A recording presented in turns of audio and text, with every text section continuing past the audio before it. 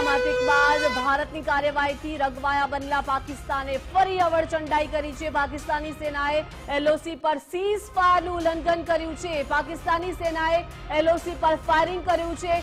ભારતીય સેનાએ પાકિસ્તાનને વળતો જડબાતોડ જવાબ પણ આપ્યો છે। ફાયરિંગની ઘટનામાં કોઈ જાનહાનિના અહેવાલ નથી મળી રહ્યા, પરંતુ સુરક્ષા દળો દ્વારા સમગ્ર વિસ્તારમાં સુરક્ષા સઘન કરાઈ છે। પહલગામ અટેક બાદ ભારતની કાર્યવાહીથી રગવાયા બનેલા પાકિસ્તાને ફરી એકવાર અવળચંડાઈ કરી છે।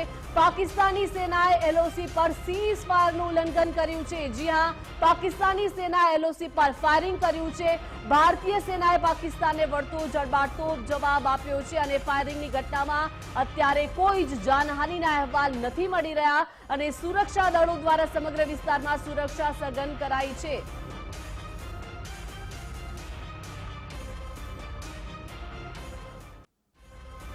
વધુ વિગત સાથે ઉમંગ રાવલ જોડાઈ ગયા છે। ઉમંગ, પહલગામ અટેક બાદ ભારતની કાર્યવાહીથી રગવાયું પાકિસ્તાન બન્યું છે અને ફરી અવળચંડાઈ કરી છે, સીઝ ફાયરનું ઉલ્લંઘન કર્યું છે। ઉમંગ, અને જે અવળચંડાઈ કર્યું એ કરી લે, જે સીઝ ફાયરિંગ કરવા એ કરી લે ને જે ભડાકા કરવા હોય ને પાકિસ્તાન કરી લે, પણ આ વખતે નક્કી છે કે આ વખતે ભારત પીઓકે માંગી રહ્યું છે ને એટલા માટે જ દેશના લોકો જે માંગ કરી રહ્યા છે ને માંગ ઉપર જ વડાપ્રધાનનો સ્પષ્ટ સંદેશ છે આપી દેવામાં આવ્યો હતો કે કલ્પના બહારની છે એ કાર્યવાહી કરીશું। જેમ જેમ બેઠકો થતી જાય છે ને અહીંયા અધિકારીઓ સહેજ બી આગા પાછા થાય ને ત્યાં પેલા પાકિસ્તાન વાળા ઊંચા નીચા થઈ જાય છે। પરિસ્થિતિ આ થઈ છે કે પાકિસ્તાન એવું રઘવાયું થયું છે કે હવે શું કરવું ના કરવું કઈ સમજણ પડતી નથી અને એટલા માટે જ એમના ચીફના વડાના અંતે હોય છે કે 2-3 ગોળીઓ ભડમ ભડમ કરી દે છે, સીઝ ફાયર કરી દે છે। ભાઈ, ભારત હવે ડર્યું નતું અને હવે ડરવાનું પણ નથી અને તમે જે પણ કાર્યવાહી કરો એનાથી હવે ભારતને તો કેવું છે કે તમે કરો ને એની રાહ જોઈ રહ્યો તો ભારત તો છે ને વળતો જવાબ આપવા માટે તૈયાર જ છે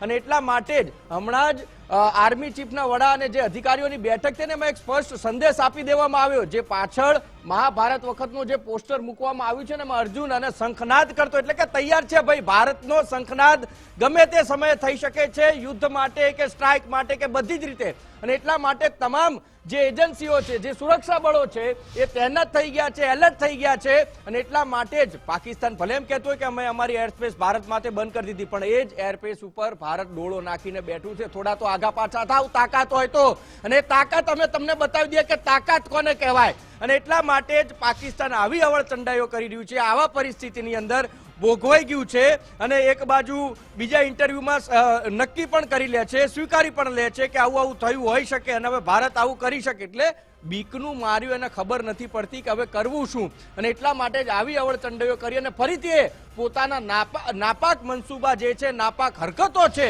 આ પાક કરતું રહ્યું છે ને કરતું રહેશે। એટલા માટે જ આ વખતેની શાન ઠેકાણે લાવવાનું એ નક્કી છે ને નક્કી છે। જી જી બિલકુલ ઉમંગ, આભાર વિગત સાથે જોડાયા તે બદલ। કે પાકિસ્તાની સેનાએ એલઓસી પર સીઝ ફાયરનું ઉલ્લંઘન કર્યું છે અને પાકિસ્તાની સેનાએ એલઓસી પર ફાયરિંગ કર્યું છે। ભારતીય સેનાએ પાકિસ્તાનને વળતો જડબાતોડ જવાબ આપ્યો છે અને ફાયરિંગની ઘટનામાં અત્યારે જે વિગતો મળી રહી છે તે પ્રમાણે કોઈ જ જાનહાનિના અહેવાલ નથી મળી રહ્યા, પરંતુ સુરક્ષા દળો દ્વારા સમગ્ર વિસ્તારમાં સુરક્ષા સઘન કરાઈ છે।